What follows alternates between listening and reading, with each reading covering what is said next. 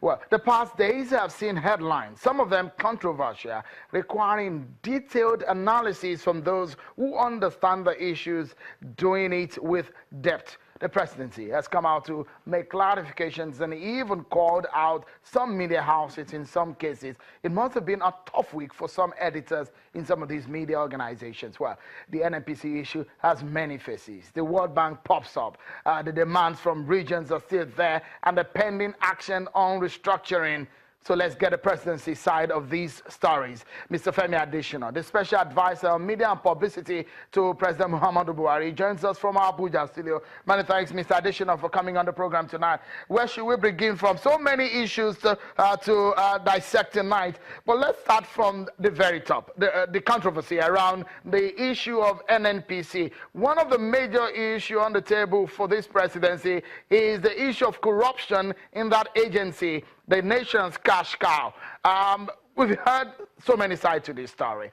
What can the presidency tell us tonight? Which one did the presidency sign? The vice president has said he did not sign the contract, he signed the loan. Did the president sign the contract? Yeah, when the vice president of the country has spoken, there's hardly anything I will add to it. I'll just say, let's work with what the vice president has told the country. The issue of trying to sanitize the NNPC, what can you tell us? What are the details of the investigations into the NNPC and the activities surrounding some of the allegations linked to it? Not just the NNPC is being sanitized or going to be sanitized. It's a countrywide exercise. You know that the Buhari administration came with a resolve to clean up so many areas of the country. So it would be wrong to just isolate the NNPC. The NNPC will just be part of the larger cleanup going on in the country. Oh, definitely, Dan. Let me just, before I anchor on the issue of NNPC, Mr. Adesina, tell us, how did the president resolve the issues between Mr. Baru and Dr. Ibe Kachuku? Well, you see, the issues are still unraveling. They're unraveling. Just yesterday, we had a new perspective on the issue from the vice president. The issue is still unraveling, but I can assure you that at the end of the day, it is going to be permanently and amicably sorted out.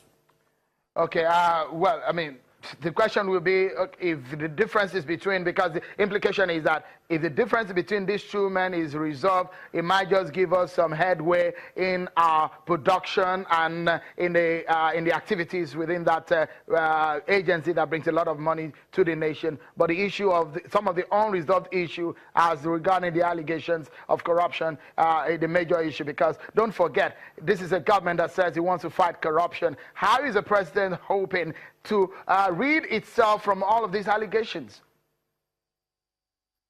You have seen a rapprochement between the Minister of State and the GMD of NNPC. It's just one step. Many others will be taken, because it's very important that as long as they continue to serve the country, serve the president in those capacities, then they must learn to work together. The issues are going to be resolved. You can rest assured in that. You didn't answer my question on this one when I asked you how the presidency resolved the issues between these two men. Was there any moment when the two men were called into the presidency to sheath their swords?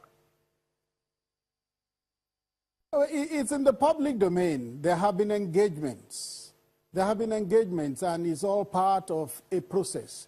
That process will be completed, and everything will be normal.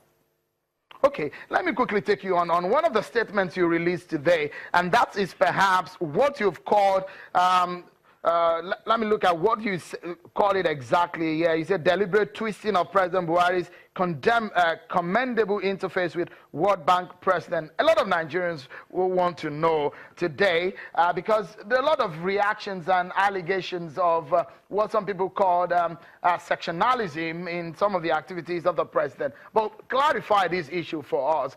The meeting between the World Bank chief and the president. Did the president ask the World Bank chief to focus on the northern region of the country in terms of development? Well, it's been explained right from the very first week the president got into office. His first trip was to G7 in Germany. And what did it put on the table? Help us to rebuild the Northeast. The Northeast had been devastated. It had been degraded by insurgency, which had been there since 2009. So in 2015, when he went to the G7 meeting, he said, help us. The place needs to be rebuilt. They asked him, is it funds? No, he said he didn't want funds so that the funds would not end up being misappropriated. He would rather that those countries send in technical expertise, send material, help in rebuilding of infrastructure.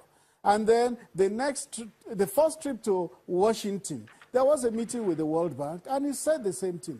Help us to rebuild the Northeast. And all the engagements the president has had, both in the country and outside it, with multilateral agencies, with other governments, he has always said, help us to rebuild the Northeast. Now, if you look at the transcript of the encounter between the World Bank president and the media, which now has been released and is online, the question specifically was, what is the World Bank doing to help Nigeria rebuild the Northeast? And it was the answer of the World Bank president that some sections of the media, and particularly online media, twisted, and they used it to try to brand the president as sectional, which was uncharitable, which was unconscionable, which was downright mischievous and wicked. So we had to issue that statement clarifying the position. All right, we take a moment. Everyone, stay with us. There's still more issues to be discussed. I have a couple of them here on the program today. Mr. Femi Adesina is still with us, and we will be touching on some issues, especially some of the issues relating to the Southeast region, because a lot of people are saying, what is the military doing in that region, especially in its campaign of health? That's when we return. Join us again, everyone.